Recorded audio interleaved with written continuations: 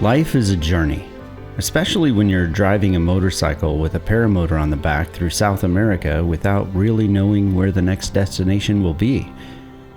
I've met a lot of people, both good and bad, and the good ones turn out to be great friends. But the friendship is short-lived because the journey must continue, the adventure must go on, and the next destination awaits my arrival. The relationships are short-lived, but full of love and camaraderie, laughter, and just good friendship. You have to learn to say goodbye a lot in what I do. Most of the time it's with a firm handshake and a warm embrace. But sometimes you don't get the chance to say goodbye. And unfortunately, that was the case in this week's adventure.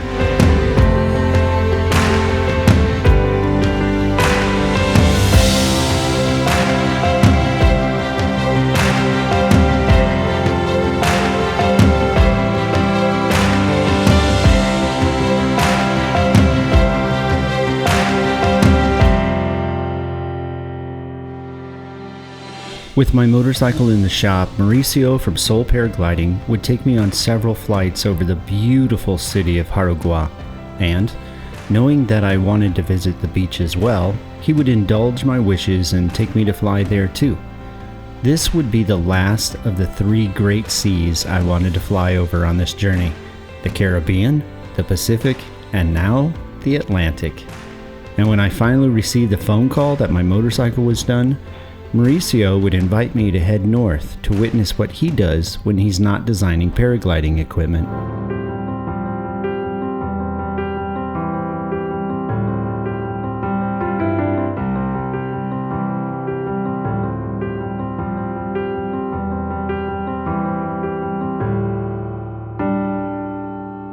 Just out here on the beach in Brazil. This has been a phenomenal day. This whole Brazil thing, you know, it started off with the sickness and I really was not looking forward to Brazil, but I'm so glad I'm here. This has been one of the most spectacular trips, or pieces of the trip I've had. I am so blessed that you're following me on my adventure, and thank you. Well, we are now leaving the city where Soul Paragliding is. I would love to tell you the name of the city, but I thought about it this morning and I have no idea what city I'm in. I have no clue. But today, I have a great surprise for you. Probably not today because my drive is going to be 17 hours. But you'll notice that there's no paramotor on the motorcycle. That's because Mauricio is going to meet me 17 hours north. We're heading into the interior and north in Brazil. And I can't wait to share this surprise with you. So, time to get on the road. And I'll write down here what the name of this city is, because I don't know. I just mapped it to Soul Paragliding. I didn't map it to any city. So, how do you not know what city you're in? This happens to me a lot. But I do know where I'm going. Ituamba, or something very close to that. So let's get on the road and let's get driving, because we have an incredibly long drive to do today. This week's journey starts with a really long ride, 17 hours, starting at Jaraguá do Sul, heading up north past Sao Paulo into the interior and back up north into Itumbiara. This took me 2 days to traverse, and my butt was sore. Oh man, this motorcycle is so easy to drive now. Without that big paramotor on the back, it's not a balance machine at all. Even with full panniers, oh god, the difference is amazing. Amazing. I can actually go fast, I can stop, I can actually balance the thing. Wow. Wow, what a huge difference. Man, I am loving this thing without the paramotor on the back. What kind of crazy idea do you have to put a paramotor on the back of a motorcycle and go through South America? Who does this? This thing feels so light. It feels incredible. It feels like a motorcycle again. The ride through the interior of Brazil was, thankfully, fairly uneventful, but the motorcycle was definitely showing signs of something that was getting worse, and my worst fears of an engine overhaul were starting to come into the forefront of my mind. I needed a good mechanic because at this point I couldn't keep the engine cool no matter what I tried. The knocking was getting worse, and I knew that upon my arrival I would need new lifters. My only hope was that the camshaft wasn't also being damaged, but I couldn't think about that now. I still had a full day of driving to go. Welcome to the city of Campinas. We are just north of São Paulo, about 2 hours. I had to drive all night. I didn't get in until midnight last night, and we still have another 8 hours to go until our great surprise.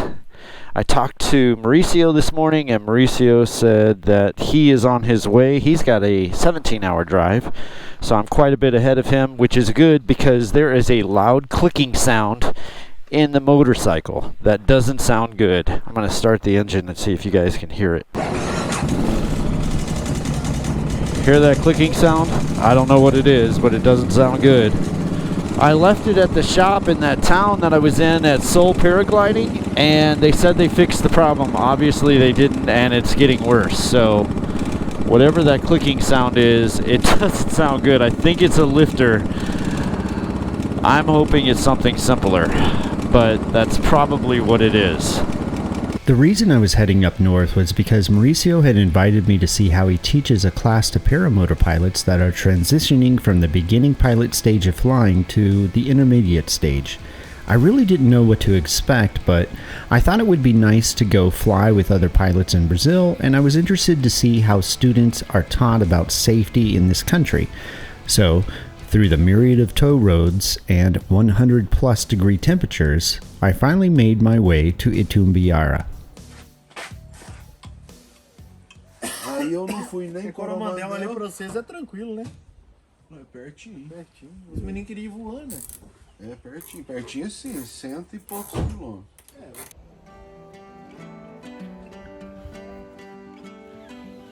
Welcome to the middle of Brazil. The class that Mauricio taught started with each pilot getting a manual in advance that they needed to study.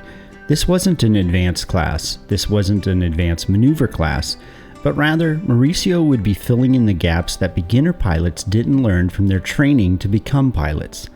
The students came from many cities all over Brazil, and Mauricio would teach them everything they needed to know about weather, equipment, safety, harness fitting, hang testing, and even water safety.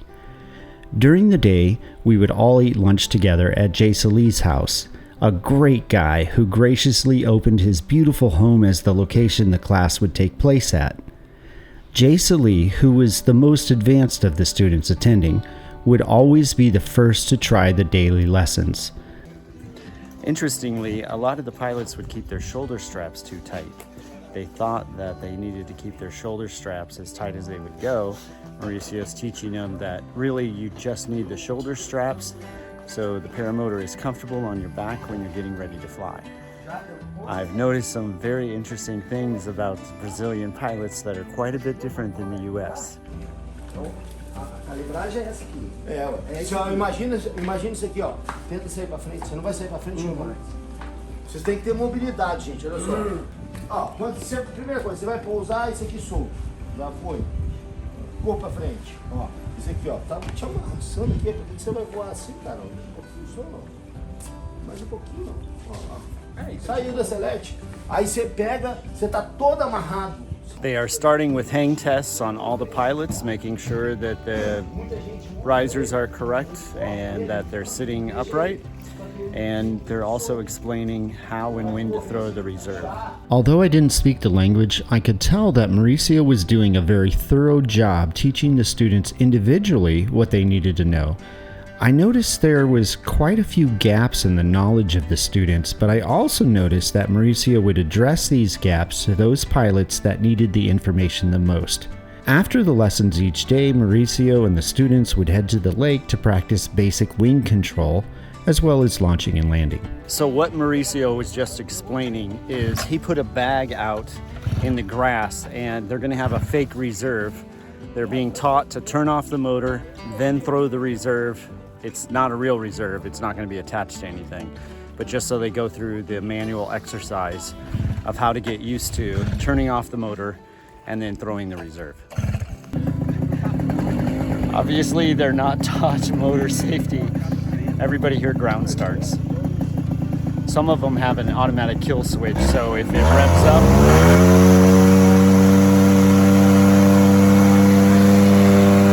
there were several times that I had to hold my tongue. Not that anyone except Mauricio spoke English, but it's important to remember here that I am a guest in their country, and just because we do things differently doesn't necessarily mean that it would be best practice here. Although the ground starting was a pretty big one that I had to speak up about. Albeit, I was either ignored or told that they all had automatic kill switches. There was one other thing that I spoke up about, but I'll explain that later. there you go. And here comes the reserve. Throw the reserve. Throw the reserve. Okay, there goes the reserve. And now it's just landing without power. Oh, little left, little left.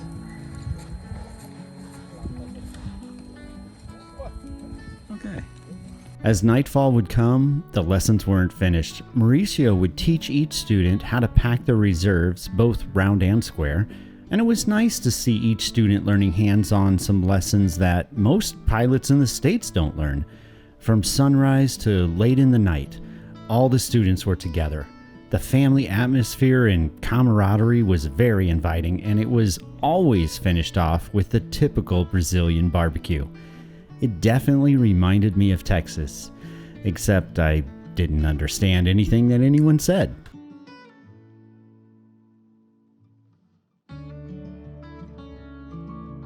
The next morning, Mauricio would start the day by teaching the students the theory of porpoising and tight turns.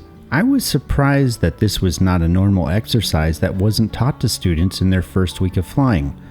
A few of the students, including Jason, were familiar with the basics of glider control, and after watching him fly the day before, I had a feeling that he was on the cusp of wanting to try Wingovers. So I made a point to take him aside, and with my translator I stressed the need for him to remember to hold outside brake if he was going to push his skill level.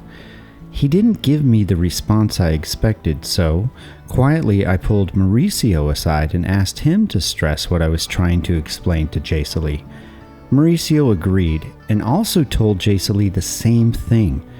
This was not a maneuvers class or anything close to an SIV, so I only hoped that what I had told him would sink in the future. Later that evening, however, that question would be answered. And now the fun part of the day. So they're actually going to take a dip in the pool. The difference is they're doing it with a paramotor on and with a wing attached, so they can get used to what it's like to fall into the water when you're fully strapped in. Puxa ele, meu filho. Para de filmar, ô. Tá na roda, puxa ele. Ah, pra puxar? É lógico, você não vai. Vai, meu filho. Tenta sair. Ah, eu tá na onda do mar? É, ó. Achei que ele tava feliz. Vai, saiu, ó. Ô, mas não é fácil não, hein?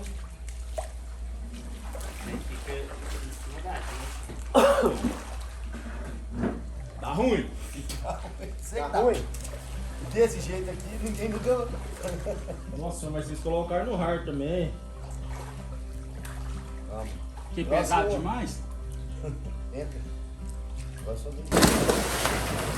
Não, deixa aí. One by one, each of the students would follow Jason-Lee's lead and jump into the pool and get tugged around, simulating the waves of a large body of water. This was a welcomed relief to the heat of the day. The guys had fun, but no one knew how important this lesson would be in just a few short hours. Welcome to day 2 of training. So we're back here at the River Lake, and today they're going to be learning some basic maneuvers, porpoising and being able to pull tight turns, not as much as like a spiral or anything, just getting used to feeling the wing, porpoise, and turn. So here we are at the lake. Got a couple boats. They've asked me to drive one of the boats. Little did they know that I grew up in the desert where there are no water at all. So my boat driving skills are questionable at best. But I tried to explain it to them and they're like, no big deal. A few of them don't know how to swim. So I will do my best driving a boat if I'm put out there. But today should just be a good day of these pilots learning how to improve their skills on flying.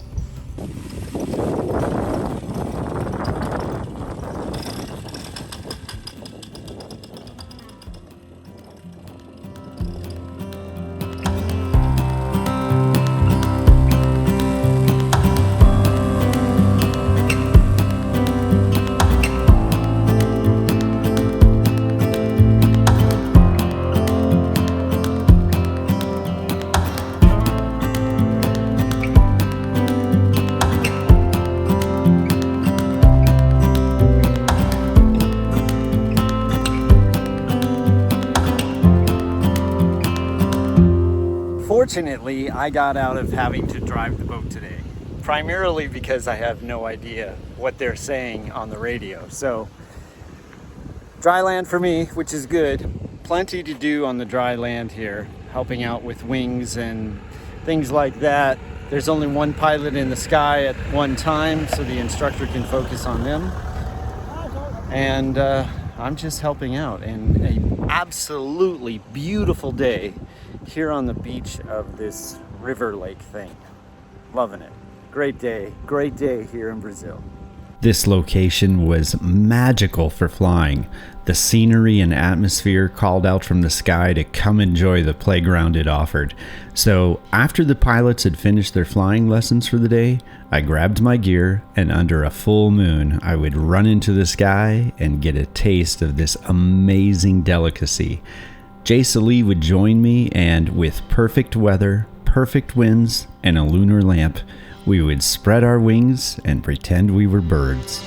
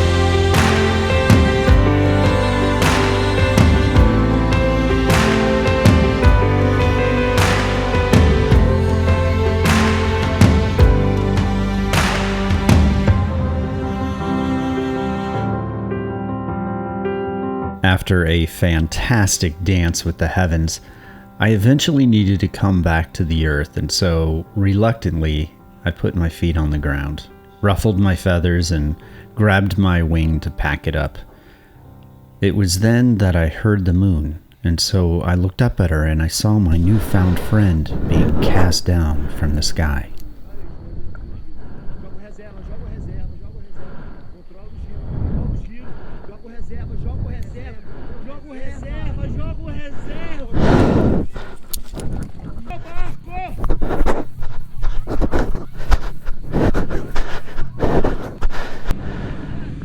Oh my gosh, I'm so glad they did that pool exercise.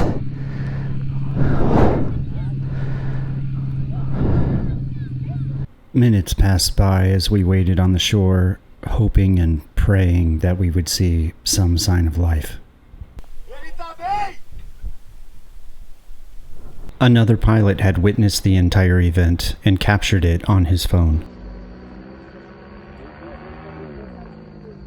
Muito bonito esse ali.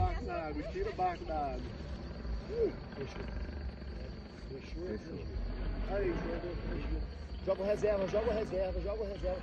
Controla o giro, joga o reserva, joga o reserva. Joga o reserva, joga o reserva. I have to stop the video here and talk to you about the crash and give you my assessment of why this happened, because I think it could have been avoided. First and foremost, let me let you know that Jason Lee survived the accident, but barely. He's had 3 surgery. He's had his spleen removed. He has 3 broken ribs. He had to have a tracheotomy. He's recovering, but that recovery is going to be a bit of a process. But there are several factors that saved Jason Lee's life. But this could have all been avoided. Years ago, when I was learning Wingovers, it just so happened that the night before, in my feed on YouTube, 2 videos popped up, and I just happened to watch these 2 videos, and the next day was when I was going to do Wingovers for the first time, and I got caught in a downward spiral. And I remembered when I was caught in it, and in panic mode, the voice of who made these videos. It's a guy named Chris Santacroce, who's a instructor and a phenomenal pilot out of Utah.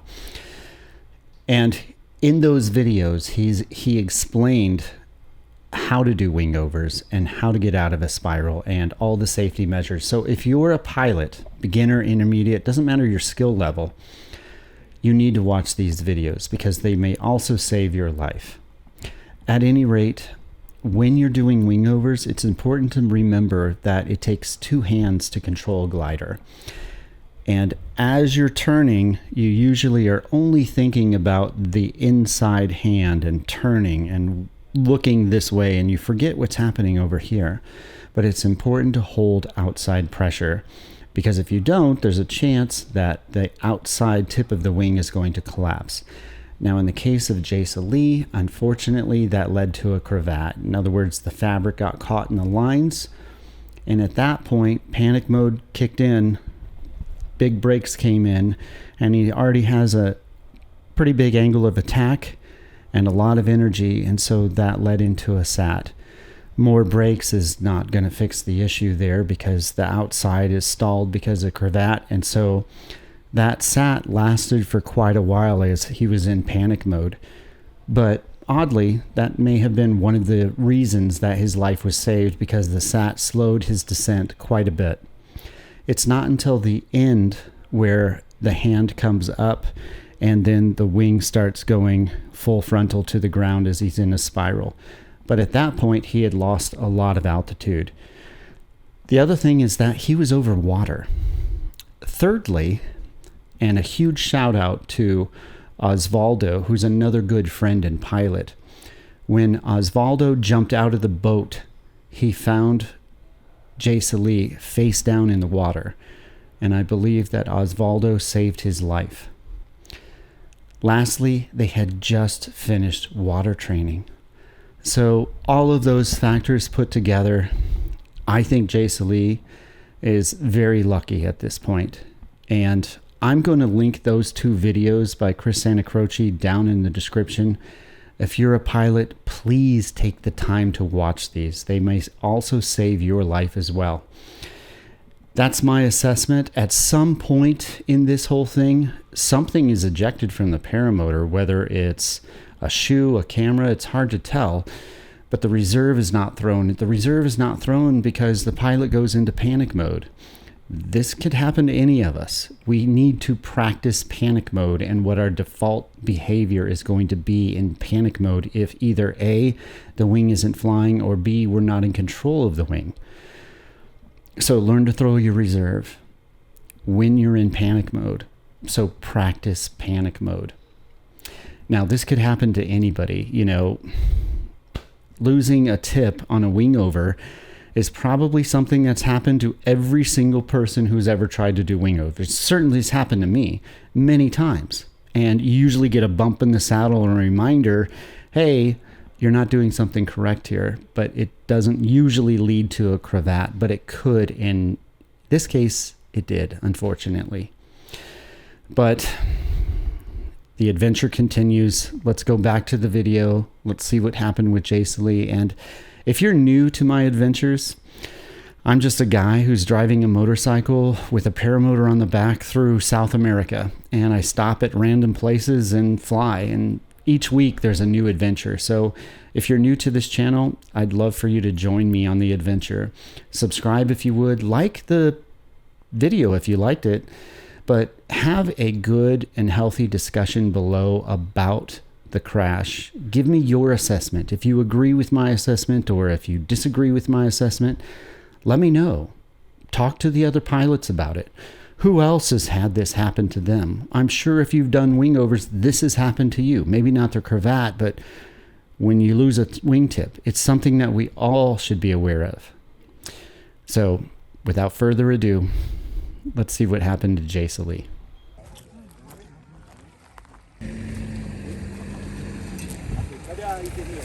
Aqui, motor. Ela é aqui. Vocês não querem deixar ele passar, não? Well, he survived. It looks like he might have some broken ribs or there's something wrong with the side. He might also have something wrong with his shoulder or arm.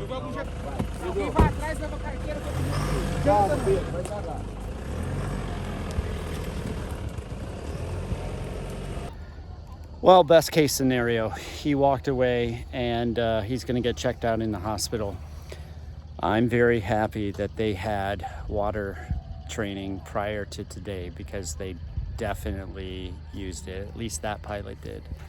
But lesson learned for him, I had told him more than once, if you're going to pull deep, you got to hold outside brake, especially if you're starting to go over that wing. And I'll look at the GoPro footage, but I'm pretty sure that's exactly what happened. Is he didn't hold outside brake, and he went into a heavy wingover and couldn't get out of it. Immediately went into a sat and then just spiraled down out of the sat into the water. And because of his water safety course that he had earlier today, I can only think that helped him out. That had to have helped him out in some way, shape, or form. So, but the good Lord was looking out for him. He definitely didn't have enough altitude, and when he needed to throw the reserve, he did not throw the reserve. So, several mistakes made, but I'm very happy to see him walking away, and hopefully everyone can learn from his mistake.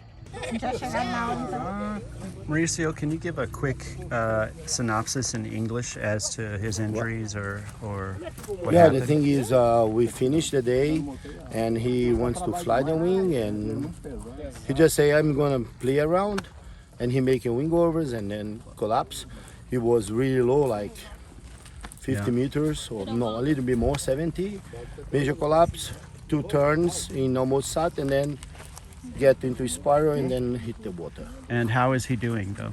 Yeah, he's okay. He is. I checked the eyes. He is conscientious. He feel pain on the ribs. Okay. And now he bring him to the hospital. Good. So the arms are okay, shoulders. Yeah, are okay? hold is okay. He was breathing. Yeah. That's it. Good news. We Good news at have the end a of the boat day. on the water. Everything was good. Yeah. Not good for that. No, it's okay. Class for the students the next day wouldn't be the same without Jason Lee. He was missed, and without real-time news from the hospital, everyone was worried. Jason Lee is a pillar to the group, not only as our host, but because of his good nature and friendliness. There was a big gap missing without him, and we all kept him in the forefront of our minds. Quero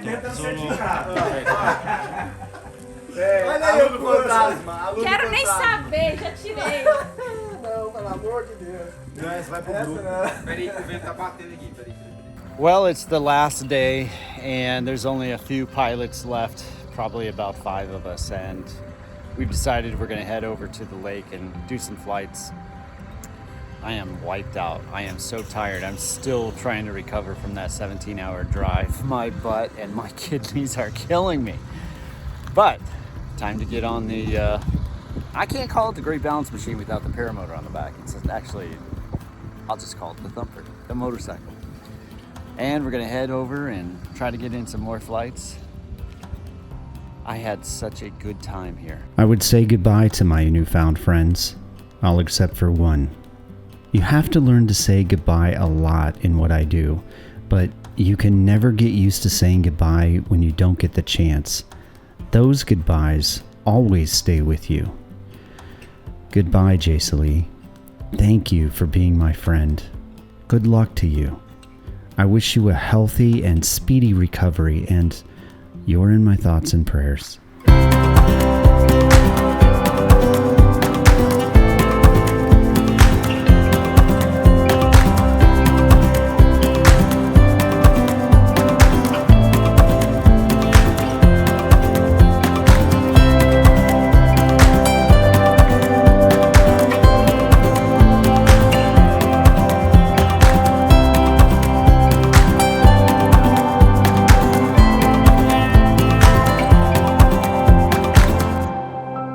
Thank you so much for taking the time to watch this week's adventure. If you enjoyed this video and would like to see more adventures, subscribe to the channel because there is a new destination and a new adventure every single week.